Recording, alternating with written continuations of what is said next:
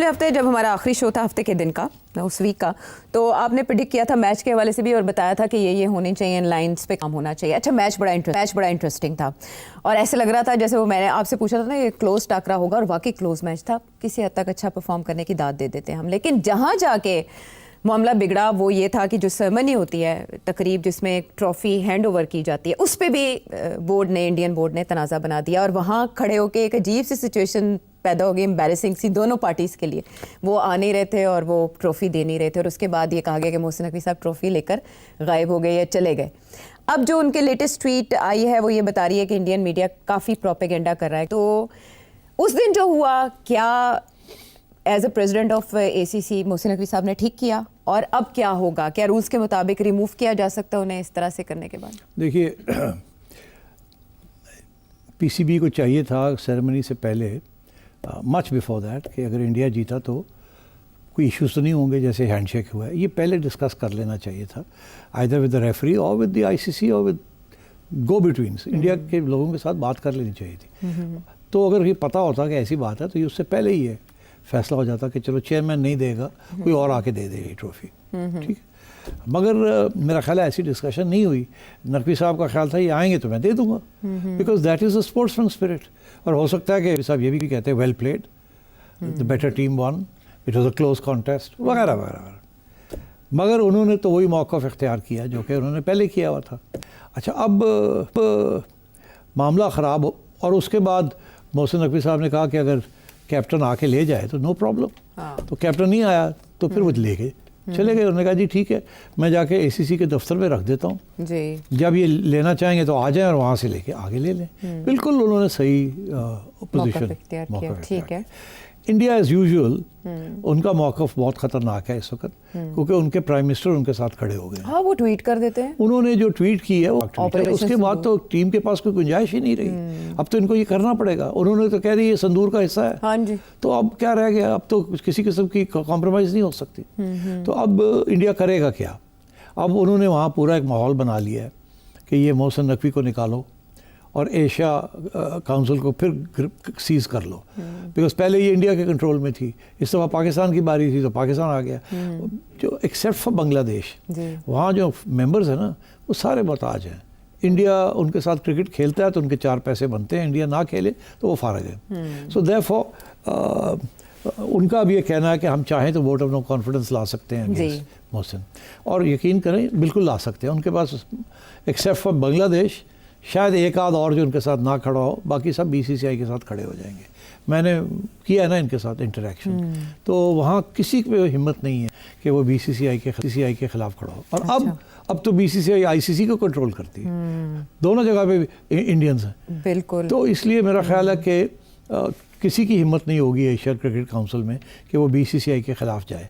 और मुझे लगता है ऐसे है कि अगर इन्होंने और प्रेशर डालना हुआ तो BCCI डायरेक्टली नहीं आएगी, किसी और मेंबर के ज़रिए वोट ऑफ नो कॉन्फिडेंस चलाने की कोशिश करेगी। आई थिंक मैंने आपको पता है पहले भी एक प्रोग्राम में मैंने आपसे कहा था कि अब पाकिस्तान और ACC में प्रॉब्लम्स होंगे और पाकिस्तान और ICC में प्रॉब्लम्स होंगे, और इंडिया की कोशिश होगी, BCCI की कोशिश होगी कि पाकिस्तान को निकाला जाए बाहर।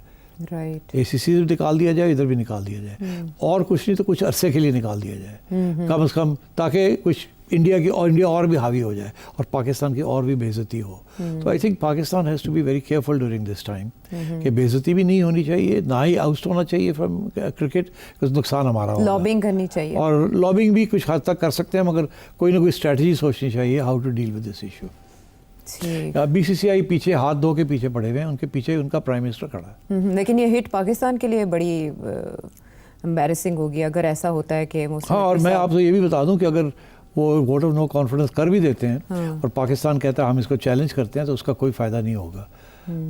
अदालतें भी जो है ना इंटरनेशनल, वो इंडियन BCCI है। एब्सोल्युटली, मुझे पता है ना जी, मैंने तो डील किया है। ठीक है, तो उसके लिए तो बड़ा गहरा थॉट प्रोसेस चाहिए और होमवर्क चाहिए। देखना है कि अभी आने वाले दिनों में क्या होता है इसके ऊपर, क्योंकि मोहसिन नकवी साहब अपनी जगह डटे हैं और उनकी एफर्ट्स अपनी जगह जारी है। एक और मामला जहाँ पर हमें नहीं दिखाई दे रही है और समझ नहीं आ रही मामले की, वो है अली अमीन गंडापुर साहब का मामला, अलीमा खानम साहिबा का मामला। पाकिस्तान तहरीक इंसाफ के अंदर जो भी हो रहा है, ट्वीट्स हार्श आ रही हैं PTI चेयरमैन की, बानी की, अब अली अमीन गंडापुर साहब जो एक अरसे से मुलाकात की कोशिश कर रहे थे, उनकी अचानक 29 सितंबर को मुलाकात हो जाती है, वो भी 2-2.5 घंटे की। और जब वो वापस आते हैं तो अलीमा खानम साहिबा पे बात करते हैं, उन्हें इन वे एक एजेंसी के लिए काम करने वाला करार देते हैं। आप ये बताएं कि इनमें से अलीमा खानम साहिबा भी उसका जवाब देती हैं, ये कौन किसके हाथों इस्तेमाल हो रहा है? और अली अमीन गंडापुर साहब के 2 घंटे की उस मुलाकात में सिर्फ अलीमा खानम पे बात हुई होगी? नहीं देखिए, ये जो गंडापुर साहब उठ के चले गए, एकदम मुलाकात हो गई, ये की इजाज़त के साथ गए हैं और कोई रास्ता नहीं था।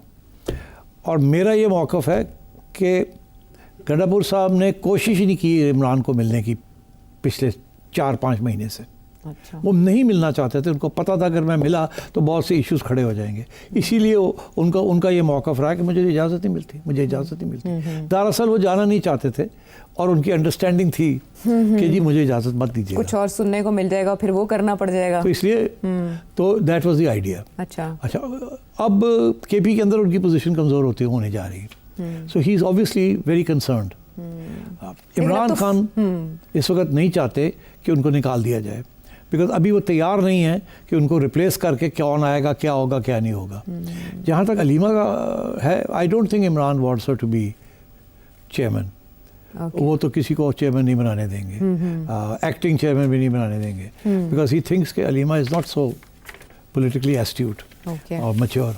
मगर वो क्योंकि फैमिली है तो ट्रस्ट तो करते हैं ऑब्वियसली, तो I think Aleema will continue to play the role that she is playing. और मेरा ख्याल है ये कशमकश गंडापुर और अलीमा की बढ़ेगी आगे। अच्छा। और मेरा ये ख्याल है कि लोग इसको छोड़ के, गंडापुर को छोड़ के अलीमा के खान पीछे खड़े होना शुरू हो जाएंगे। आप ये कह रहे हैं कि कुछ नहीं होगा इस इल्ज़ाम तराशी के? फौरी तौर पे कुछ नहीं होगा। अच्छा। वो अपना मौक़िफ़ करेंगे। और अभी मैं आपको बता दूं, अभी जल्दी इमरान को नहीं मिलेंगे, वो दोबारा नहीं। वो एक और मुलाकात के लिए बुलाया गया था, लेकिन मुलाकात हो नहीं पाएगी ना, देखिएगा। मतलब मैं गंडापुर, मैं तो मिलना चाहता हूँ, मुझे मिलने नहीं देती आयशा, अब मैं क्या करूँ? ठीक है, बहुत से और इशारे, बहुत से और सवालात भी बाकी, लेकिन मगर ये चलेगा, गंडापुर और अलीमा का मामला चलेगा। और आप देखिएगा आहिस्ता आहिस्ता लोग गंडापुर से हट के अलीमा के खान पीछे खड़े होंगे। देखते चलिए। ये कैंप बनाने का सिलसिला तो पीटीआई में अरसे से चल रहा है, लेकिन सिट साहब कह रहे हैं ये आगे भी चलेगा। और तहरीक इंसाफ का जो एक हिस्सा है वो इस हलचल पे भी शक का इजहार कर रहा है कि ये भी कोई डाइवर्जन चलाई जा रही है। अब मकामी सियासत की तरफ आते हैं, जहां मरियम नवाज साहिबा जहां बहुत से प्रोजेक्ट्स कर रही हैं पंजाब में, वहाँ बहुत गरज बरस भी रही हैं। उनको अचानक हमने बहुत गुस्से में देखा है, लेकिन किसके हवाले से ये हो रहा है, पहले उनकी वो स्टेटमेंट सुने, जिसके बाद सेठी साहब से जानेंगे कि वो मुखातिब किससे हैं।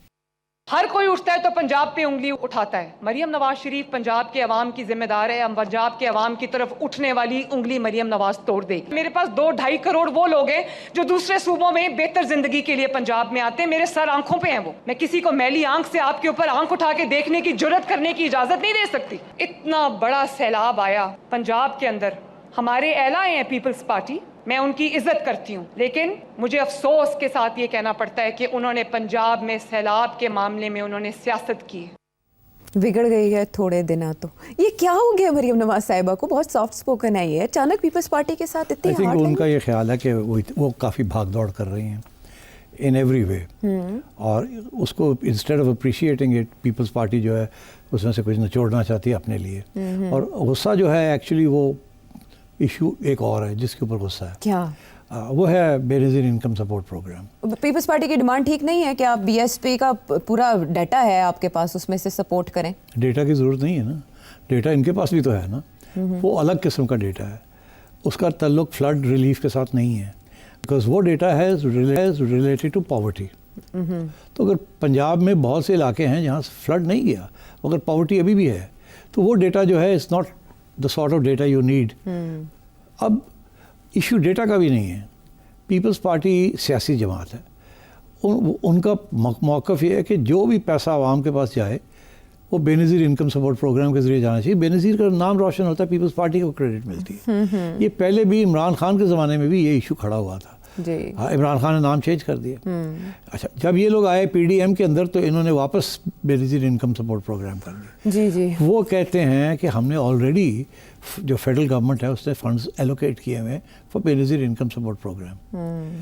हम अभी भी पीपल्स पार्टी की एक प्रोजेक्ट है जिसको अहमियत दे रहे हैं। ये कह रही हैं कि जी वो अपनी जगह पे है, वो फेडरल गवर्नमेंट कर रही है जो करे जी। आप उधर बात करनी है तो करें, मगर मेरा जो अपना प्रोविंस है, मैं वहाँ अपना डेटा जो जिसका ताल्लुक बराह रास्त उससे है, जो लोग सफ़र जिन्होंने किया है, तो उनके लिए मैं अपना एजेंडा करूँगी। आप ये बेनज़ीर इनकम सपोर्ट प्रोग्राम कहाँ से ले आए? तो पीपल्स पार्टी सियासी पॉइंट्स मेक करना चाह रही है, इसमें कोई शक ही नहीं है। और सियासी जमातें करती हैं ये। अच्छा। ये उनका हक होता है कि मौका ढूंढे और अपना मौक़िफ़ पेश करें। तो मरियम ठीक कह रही हैं। तो मरियम जो है वो कह रही है कि आप ये ना सियासी करें, बना दिया आपने, आप ना करें मेरे, and I think she is right. अच्छा। I genuinely think she is right.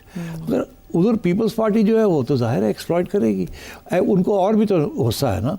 गुस्सा ये है कि जब बिलावल गए थे थोड़ी सी हमदर्दी दिखाने, तो इन्होंने उसको घास नहीं डाला, उनको कोई प्रोटोकॉल नहीं दिया, कोई कुछ नहीं दिया। तो प्रेसिडेंट जरदारी के इस्तकबाल के लिए ना आने का भी शिकवा है मरियम नवाज साहब। ऐसे क्यों करती हैं मरियम नवाज साहब? मरियम को भी थोड़ा सा समझाना चाहिए कि देखिए देयर इज़ अ प्रोटोकॉल। वो प्रोटोकॉल मेंटेन करना बड़ा ज़रूरी है, क्योंकि आप पार्टनर्स हैं। अब पीपल्स पार्टी को इतना धकेल ना दें कि वो फ्रस्ट्रेट होकर कोई इधर उधर की हरकत ना करनी शुरू कर दें, बिकॉज जरदारी साहब is a poker player. Zardari साहब किसी न किसी वक्त ऐसा रुकावट डाल देंगे फेडरल गवर्नमेंट के रास्ते में कि इनको समझ नहीं आएगी अब क्या करें, और वो डिले करेंगे किसी न किसी चीज़ को या तंग करेंगे आपको, तो आपके लिए प्रॉब्लम बन जाएगी।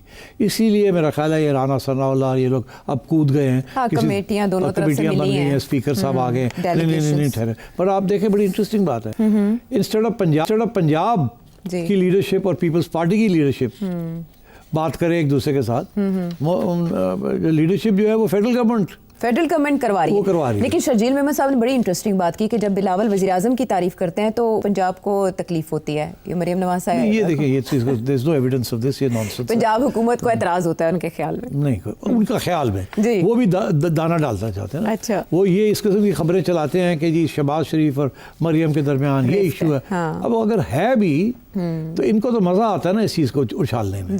सो आई थिंक इस किस्म की सिचुएशन है। Peoples Party is being unreasonable by saying कि जी आप बेनज़ीर इनकम सपोर्ट प्रोग्राम के ज़रिए ये करें, but at the same time Maryam को इस बात का भी गुस्सा है कि वो जो कैनाल्स का इशू था, नहरों के मामले को उन्होंने फिर छेड़ा है। उन्होंने कहा है कि पंजाब अपने हिस्से की नहरें निकालना चाहता है, तो आपको क्या मसला है? मसला है ना, इसीलिए अब ये जो पोजीशन ले रही हैं ये उनकी पोजीशन ले रही है ना, और सिंध वाले जो है वो नहीं मान रहे इस बात को।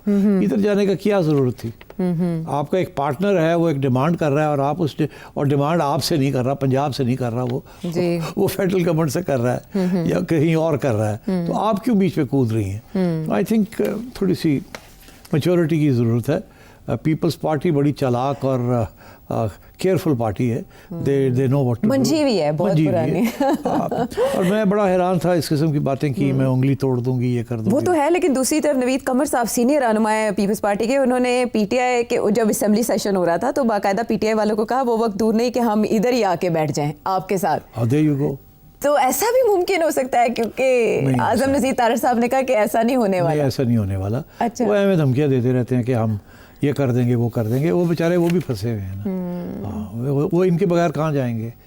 ये इनके बगैर कहाँ जाएंगे? हाँ, नहीं, वो कह रहे हैं हमने तो इसको लेजिटिमेसी दी है इस गवर्नमेंट को। फॉर्म 47 की हुकूमत थी, हम ना आते तो ये तो हुकूमत बन ही नहीं सकती थी, कोई हुकूमत को तस्लीम ही ना करता। इनको लेजिटिमेसी इसलिए नहीं दी कि इनके से प्यार है, इनको लेजिटिमेसी दी है कि तो डर है। अच्छा, ये है असल में मामला। माफ़ी का मुतालबा पीपल्स पार्टी की जानिब से किया गया था कि मरियम नवाज़ की जो स्टेटमेंट है ये काफ़ी हार्श और हार्ड है, तो मरियम माफ़ी मांगे, तो मरियम ने तो इनकार कर दिया। फायर फाइटिंग कौन करेगा? कैसे ये मामला हल होगा कि दोनों तरफ से बयानबाजी का सिलसिला बंद हो जाए? कमर ज़मान नहीं, ये चलता रहेगा यार, ऐसे ही है। You shouldn't take it seriously. दोनों जो है ना एक दूसरे को पसंद नहीं करते, मगर जैसे कहते हैं ना ज़बरदस्ती शादी करवा दी किसी ने। अच्छा। और धमकी यही है कि ओए बैठे रहो थे। तो थोड़ी बहुत लड़ाई झगड़े तो फिर होने दें ना। ज़ाहिर है थोड़ी बहुत खटपट तो होती है, कहीं ना कहीं जाके मामला टूटता भी है, ब्रेक डाउन भी होता है, लेकिन फ़िलहाल नहीं, क्योंकि जिन्होंने निकाह करवाया है फिर होता है।